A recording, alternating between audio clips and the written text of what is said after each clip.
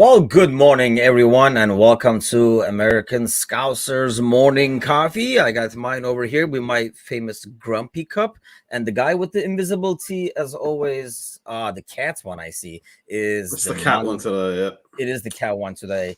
The interior is always the same in some sort of gin and tea and stuff like that, but the mug keeps changing. it's hooch today. It's hooch moonshine. It's Monday, so whatever works is, I think, okay. So, how are we doing this morning? Well, Man United and Everton are bottom of the table, so that's all good. And we have yet to play today, so could be a good the Monday. good thing about Monday, like playing on Mondays, is you kind of, I don't know, at least I find myself being able to kind of like sit back and enjoy the soccer aspect of things a bit more. You just get to relax and watch the game and stuff like that. And Alan is with us. Good morning, Alan. This weekend, you cannot beat the entertainment that this weekend provided. Theater, comedy, you want it, you got it all weekend long. So it was just like an awesome weekend to watch. Just kick back and wait for the boys to come out. Lot to get to, so let's start with the comedy first, and then we'll get to the drama part. So Saturday, when we do the Premier League show, it's in some ways should be the shocking score of the week, but in some ways, should we be shocked at all? After that horrific display on Saturday, I guess Ten Hag cancels the day off and calculates the miles ran difference between them and Brentford, and makes them run that distance so they get the feeling, blah blah blah. How much did you enjoy that comedy? That was the first game Leo got to watch as a new member of the family, and yeah, it was just great. Well, Jamie's up first thing in the morning. It says it's match day, let's go. I didn't know Jamie was ever up this early. What do you make of that game on Saturday? It was almost as good as an episode of Seinfeld. It was just one liner after one liner after one liner. But I'm not entirely sure about the Ten Hag cancelling the day off and making them run the distance that Brentford ran, because that just sounds like something the high school coach would do. You didn't run hard enough yesterday in the game, so I'll make you run hard enough in practice today. Let's run for 2 miles every 10 minutes. But yeah, it's the gift that keeps on giving. It's fantastic. It's just, it's not going to last, unfortunately, but it's high quality while it's going. We're on to season 8 now. They know what the story is at this point. Why do you say it's not gonna last, man? I just feel like it's the gift that keeps on giving. Every time I feel like this comedy will be over soon, they come out with a new episode, and then he just goes all over again. Even what did he say? Even a stopped clock is right twice a day. So at some point, it's going to work for them, and that's the beauty of it. It's going to work for them, and then they'll think, okay, now it's back together again, and then it'll fall apart like the proverbial 500 corners turned that they've been doing since 2013. It'd be great. Yeah, like Josh is laughing a lot this weekend. Literally, it was a lot of out loud laughing watching that game. It was so funny. It was so funny. Dentists don't need nitrous oxide for the next 2 months.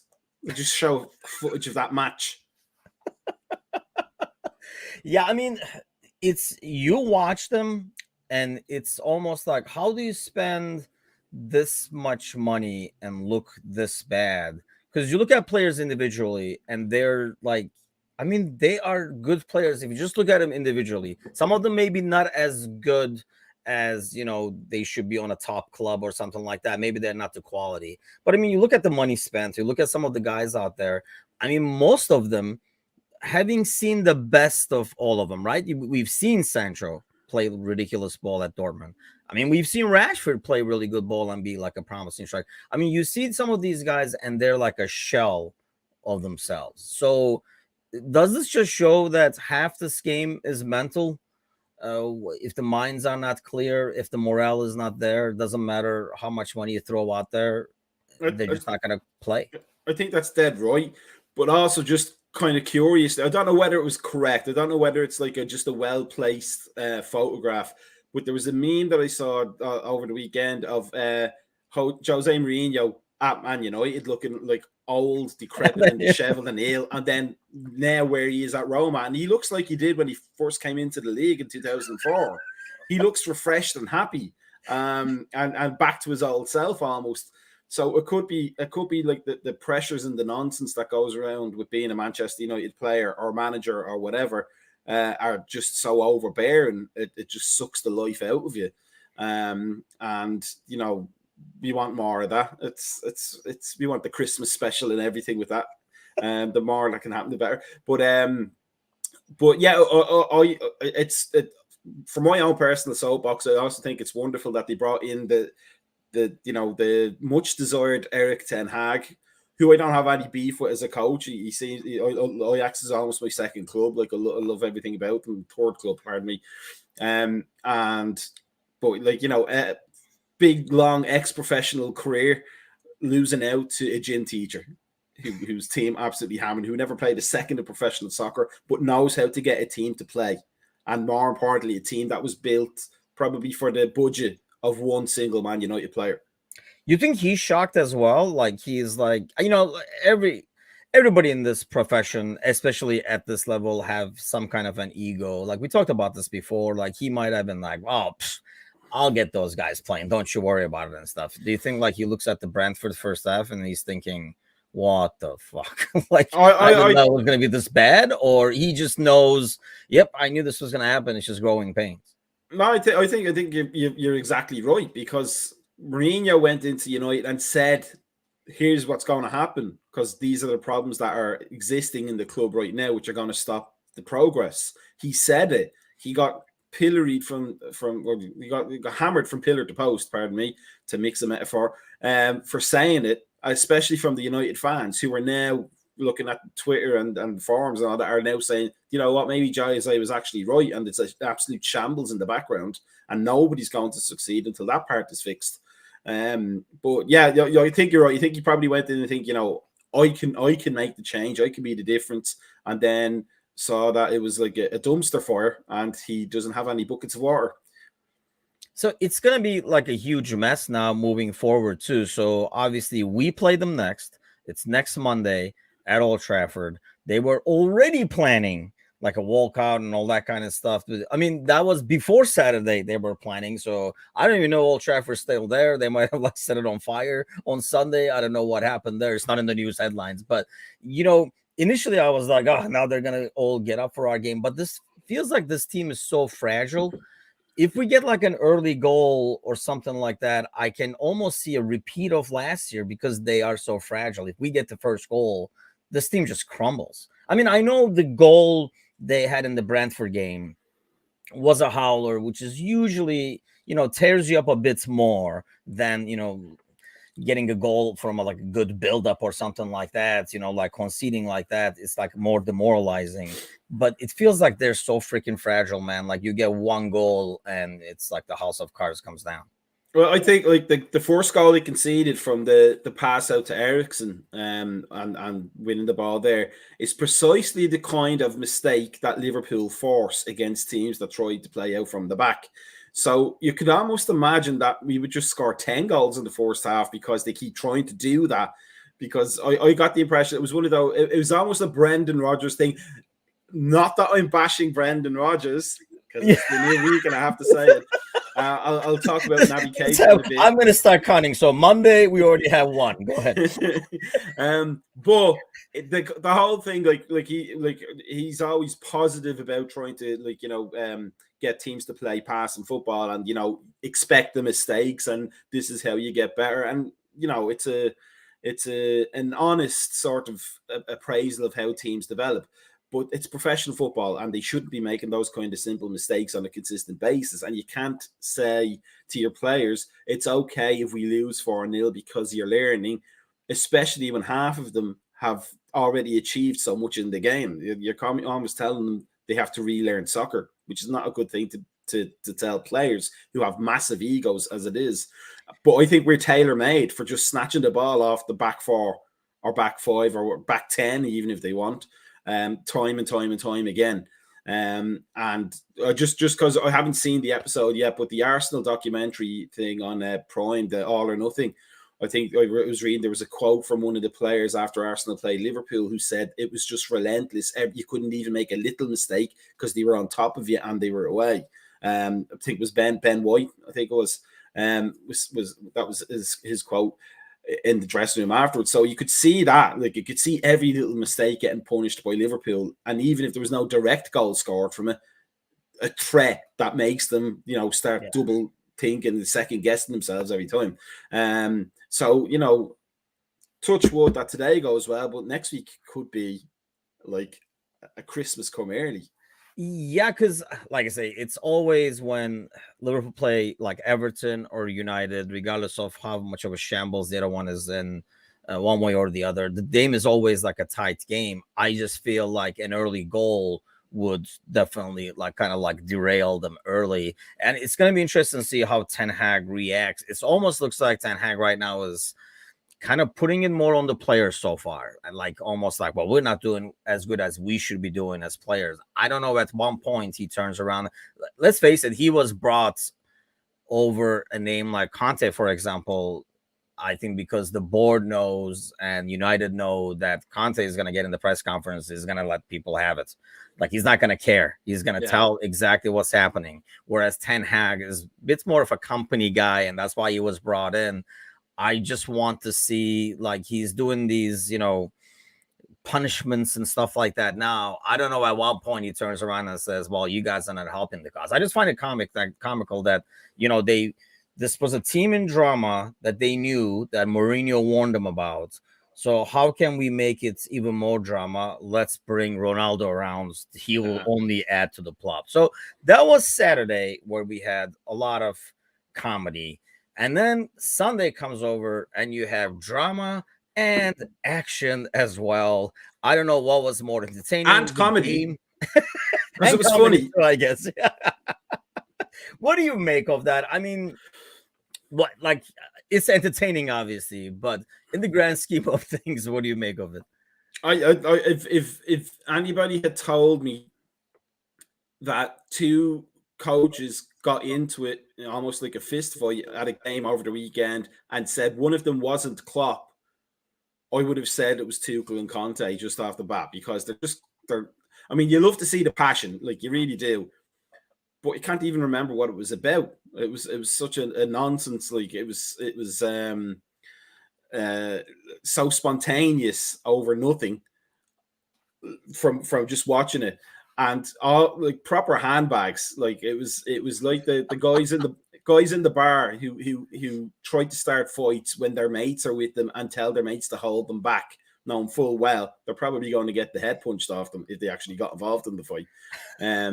But the comedy of it was the sheer the height of Tuchel compared to the smallness of Conte. It was really little and large, like slapping the head off. So who you got your money on, though? I know it looks like that, but who you got? I feel like Conte would fight dirty. Oh yeah, no, Conte would win that. Yeah, Conte goes straight between the legs and into the eyes. I honestly was amazed they did not kind of stop the madness. I mean, the game was entertaining itself, and a lot to talk about the game. This was our match of the week for the Premier League show this week, so I'm sure we'll talk about.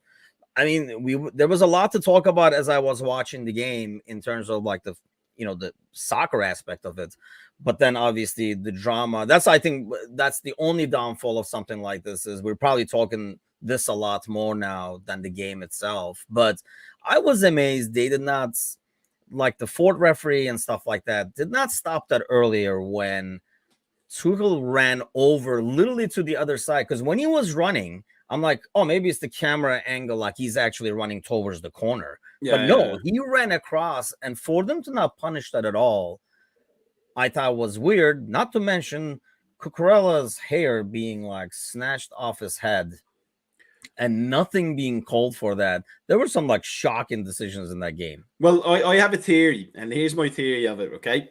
Tuchel is thinning of hair, okay? Anthony Taylor has no hair. Conte has hair plugs. So I think the whole thing was they were ganging up on Conte for being a traitor and, not just keeping it natural. That's what it was. So I thought I was gonna need like so a when Cucurella had his blackboard. hair pulled, that was a kind of like, be lucky you have hair, son. Be lucky. But that was my theory. It was, if Conte had been bald, they would have just left it. Nothing would have happened whatsoever. It was just a fight over follicles. So the Cucurella thing is just a punishment then? That was a punishment for having hair. That's for having luscious, beautiful hair on a football pitch. How dare he? Yeah, I thought it was just like shocking. I mean, how is that any different than grabbing the guy from the neck? Because, the hair is attached to the head for those of us who still have it and can recall those days. I mean, for him to be yanked like that, might as well just like grab his head and just like throw him on the ground. How that was not violence. And I know there was like some, let me ask you this real quick, like a refereeing decision. So much to talk about from this game, really. We could just freaking like go for like an hour here. But Richarlison, in that goal, do you consider that offside? Should it be offside? By the rule, perhaps it's not, like where he's in the vision, even though he's not making a play. Something like we were talking about in the Discord channel during the game. But when the shot comes across, Richarlison's actually off, like he's offside. But he's not making a move to the ball, but he's still offside. He's still in the vision of the goalie. As an ex-coach guy yourself. I'd have to look at it again because I didn't pay. What I paid more attention to is if you look at the Tuchel and Conte fight again, right off in the corner, Richarlison took a dive and started holding his knee, saying that he got hurt during it.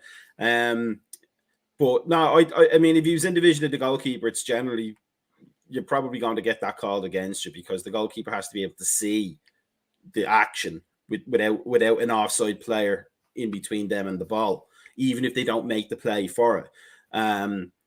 But it's been my own personal opinion for a while that they really need to tighten up the offside law, like so that it's really clear cut about what is offside and what isn't offside. But I'd have to look at it again. I actually missed some of the match because I thought it was a 12:30 my time, and it wasn't. It was at 11:30. So like I kind of actually my wife was like, "Is there not some soccer game you're supposed to be watching?" And I was still laughing from the day before. I hadn't even slept for the laughing. So I had to go and look at it. But yeah, I would have to look at it again. But on forced impressions, I would have, if it was against me, I would have been upset, but I would have understood because you really should be not getting in the way of the goalkeeper in an offside position at any point because the referee will make a decision. In common sense terms, you never want to give the referee an option to call a goal away because of somebody's bad positioning. But it's Richarlison, so if he does damage to his team, you love that.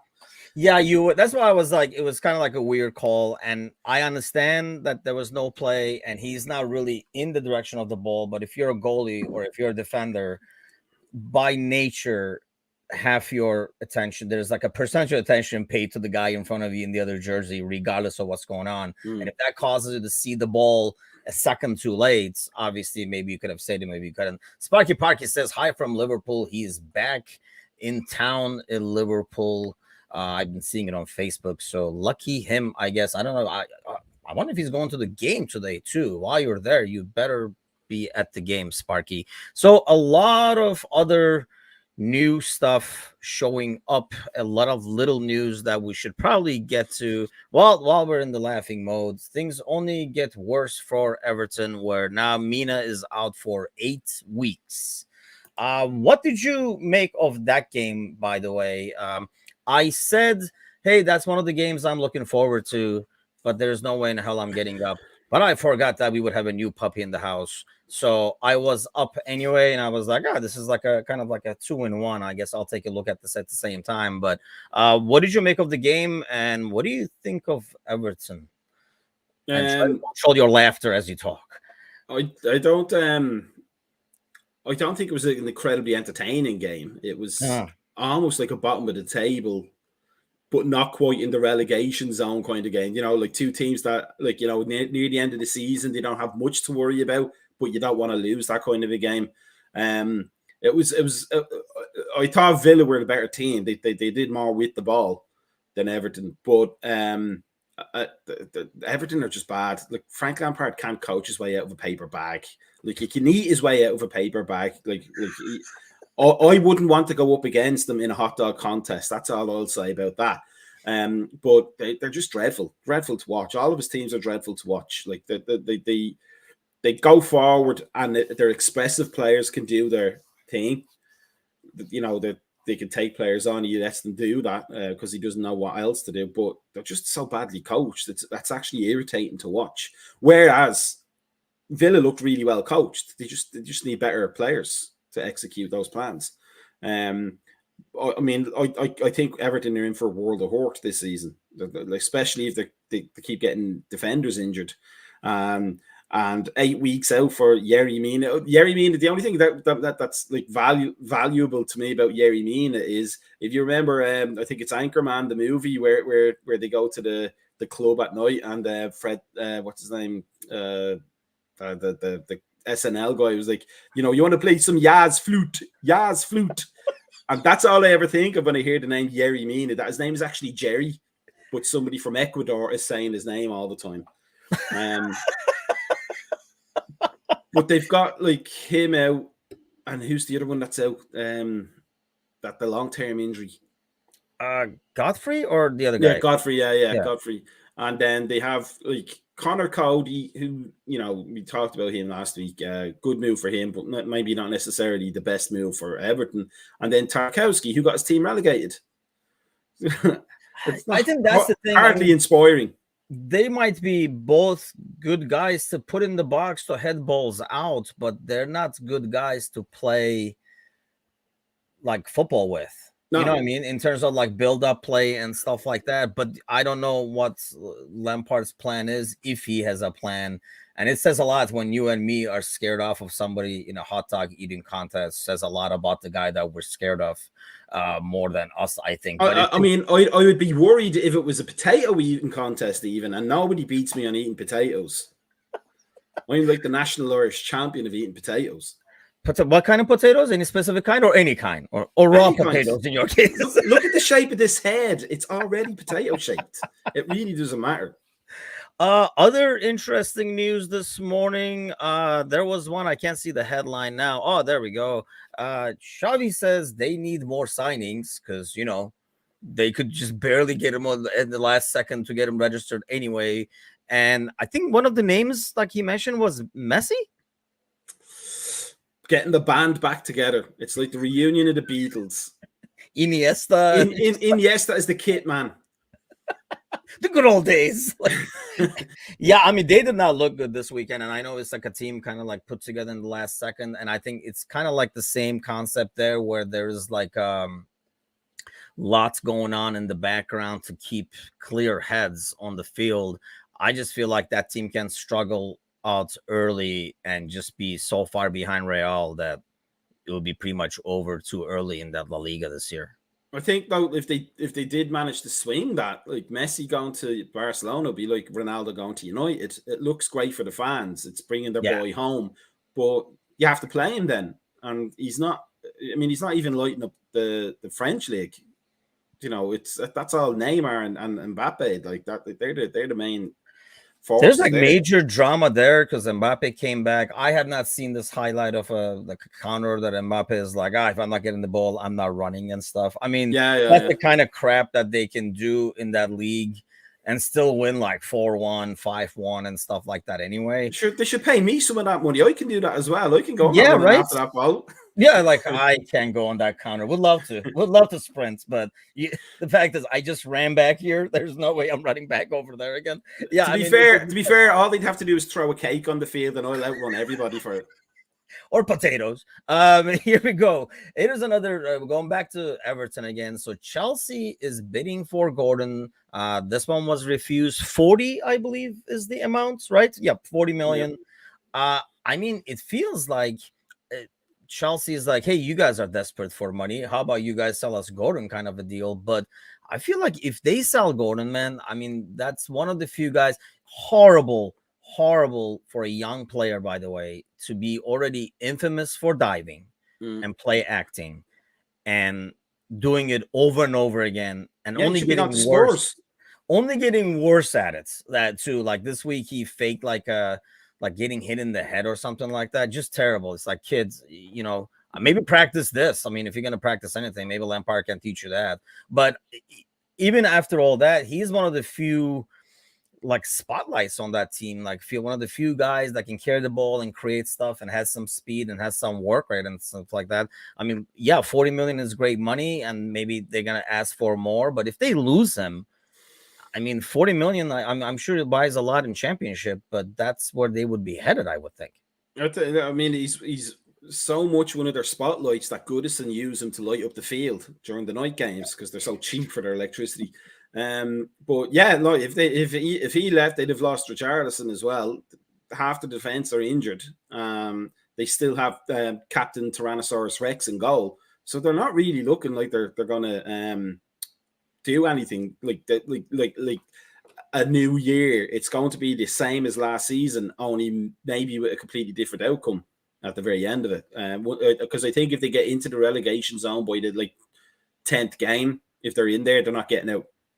And especially if they don't have the likes of Gordon with them. I could see Chelsea coming back for 50 million, 55 million maybe as the top fee that they pay. And then Everton saying, we need more wooden seats, and we need a loudspeaker to make the boos even louder so you can hear it in Nottingham. So give us the money. But yeah, the Lampard revolution seems to be maybe that's it. Maybe Frank Lampard felt more at home in the Championship, and he wants to be successful down there.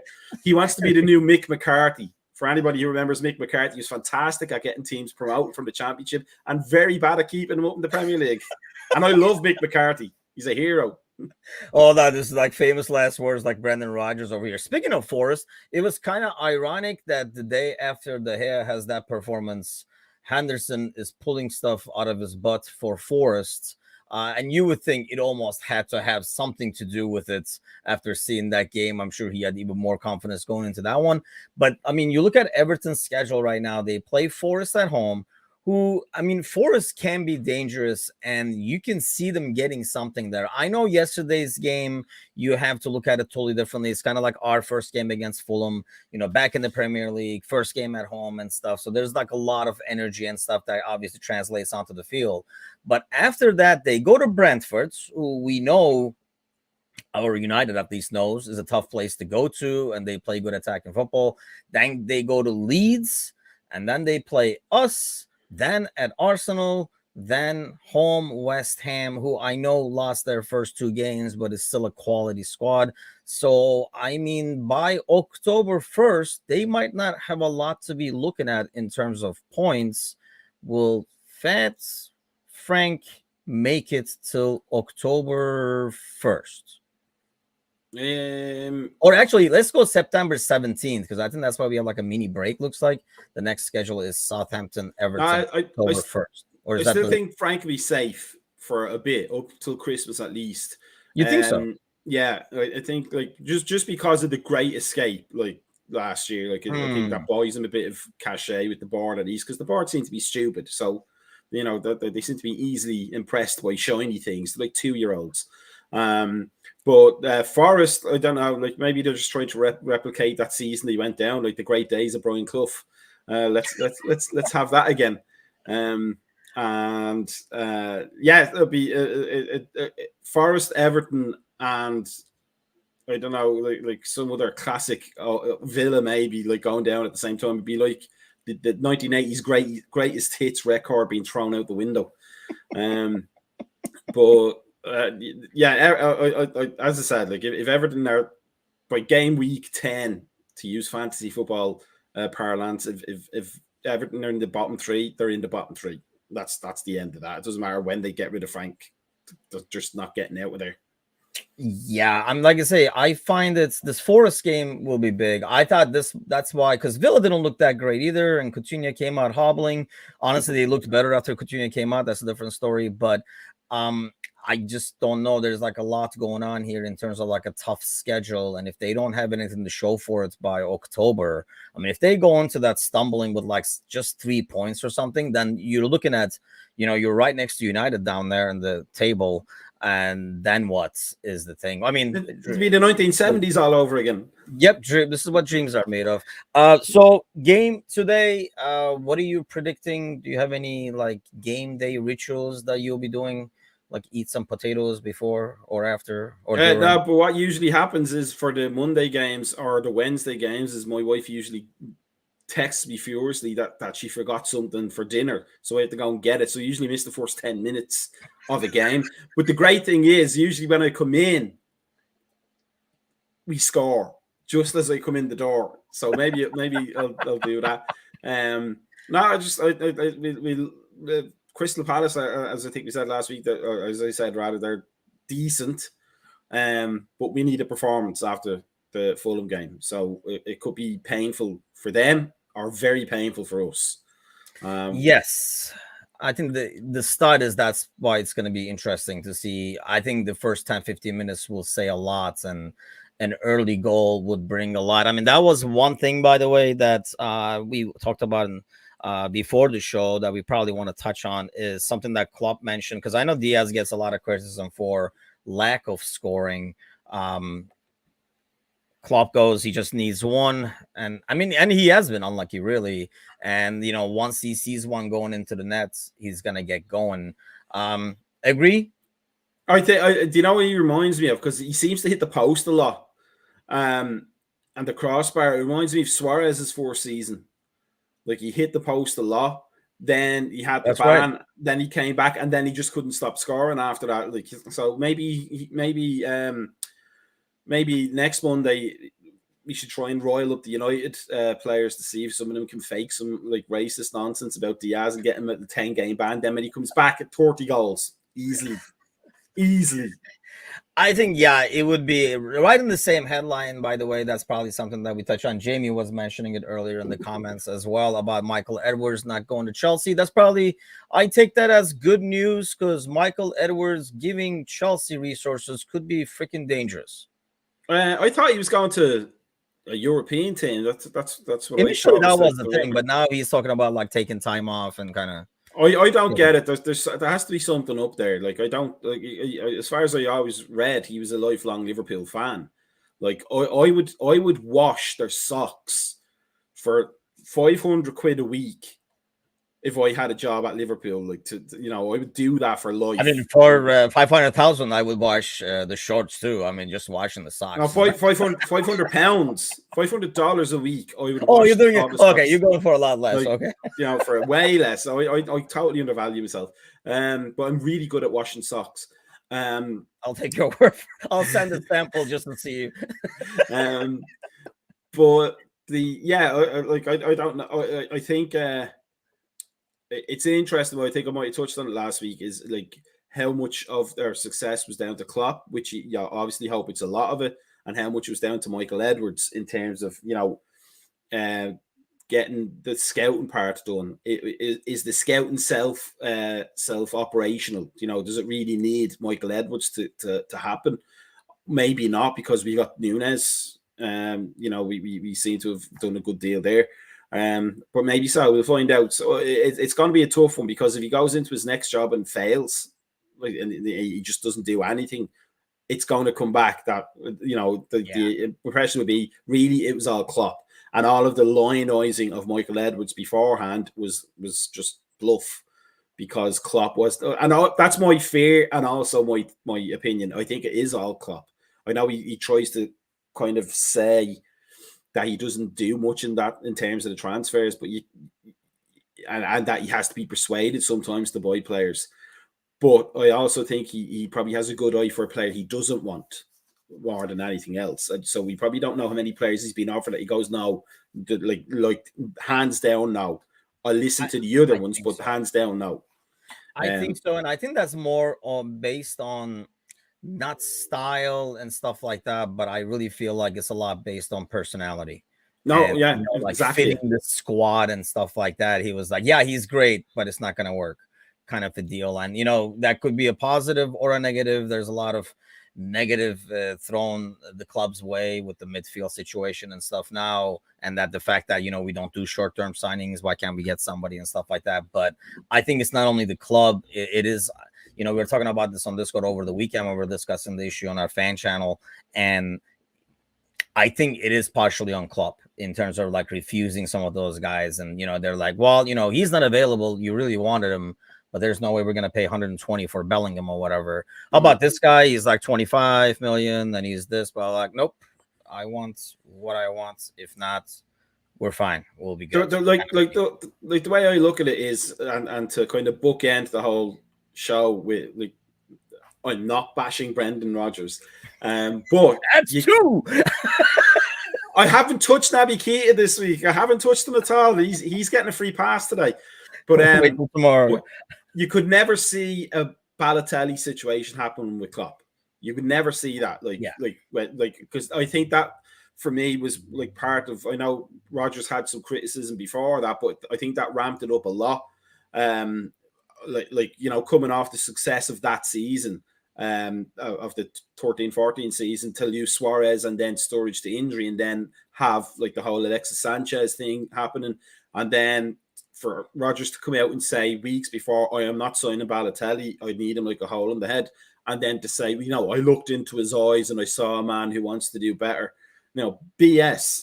You capitulated. Klopp would never capitulate. I think Klopp would walk out with a club if somebody said, this is the only player you're getting and you're going to sign him whether you like it or not. I think that would be adios from Klopp, or whatever they say in Germany. Off adios. Auf Wiedersehen. My German coming through, man. I'm so proud. I don't even speak English. This is the PDF text. This is lip sync. I'm the Milli Vanilli of soccer podcast. I used to be able to speak German, but when you don't use it, you lose it. So I just can kind of listen to German press conferences and pick up things like, he said we need to pass better and stuff like that. That's about it. But yeah, I think one thing Klopp will not do is he does not have that. If there's a player, he doesn't do the, what, it's worth giving a shot. Maybe he'll play for us. Like, it's just not worth to him. The skill of the player is never worth the distraction and taken away from the team concepts that it takes so long to build that nobody's that good enough to roll the dice to bring in to see if we can turn him around. Like, any American sports fan, I know, like New England Patriots comes to mind, where they had that locker room. When they, constantly were winning crap, and, they would get these guys who were trouble at other teams like Moss and stuff like that. And sometimes they would be like, hey, that locker room will sort them out because they were that confident in that. But I think, American football is a whole different ball game. There's way too many, like the squad is so much larger and stuff like that. And it's a lot more segmented as like offense, defense, wide receivers, blah, blah, blah. Whereas I feel like, soccer is more of like a group thing. So no player is worth, even rolling the dice and seeing like, maybe we can convert them and get something out of them. It's like, there's so many other guys around not to take that risk. So I don't blame him for it. I know sometimes, people will throw out names like, how about him? They're getting rid of him. They're getting rid of him for a reason. Another club. He's causing trouble there. So we're never going to get a guy who was causing trouble at another club or anything like that. Like a dude like Zaha or somebody like that. It's just not going to fit Klopp's system. Yeah. I don't think Klopp doesn't do project players. Like, yes. A lot of managers do, but Klopp doesn't. Like, they have to be fully formed and ready to play. Even the youth, like he does promote the youth, but they have to be fully formed. They have to be players that are ready to be professional players. On the other hand, Nottingham Forest are clearly doing the NFL mode of building a team with 27 million players. So yeah, you might be wrong about that in a few years. Forest are setting the trend now. There's going to be 55 players per squad. Yes, they keep signing. I don't know if they're going to like send a bunch of people to championship at the end. There's 2 weeks left. They're going to send their entire team to the championship if they keep that up. Because we bought a new one kind of thing. Well, it's time. I see your moonshine is almost out as well. Time for the second cup of coffee for me. So we will call the day, and we'll be here tomorrow morning, Mecca, hopefully talking about the score prediction before we head out. I'm going to say 7-0 Liverpool. Nunes scoring all 7 goals because he's my triple captain on the fantasy team this week. I was going to say, I knew there was an ulterior motive there. Yes. I went with a 4-1 and shocked the world when we were in the Monday podcast. So I do not want to go ahead into the podcast tonight if the score is not great. So you better get like a good win. Well, Maka, see you morning. And thanks, everybody. Catch you guys tomorrow. See you later.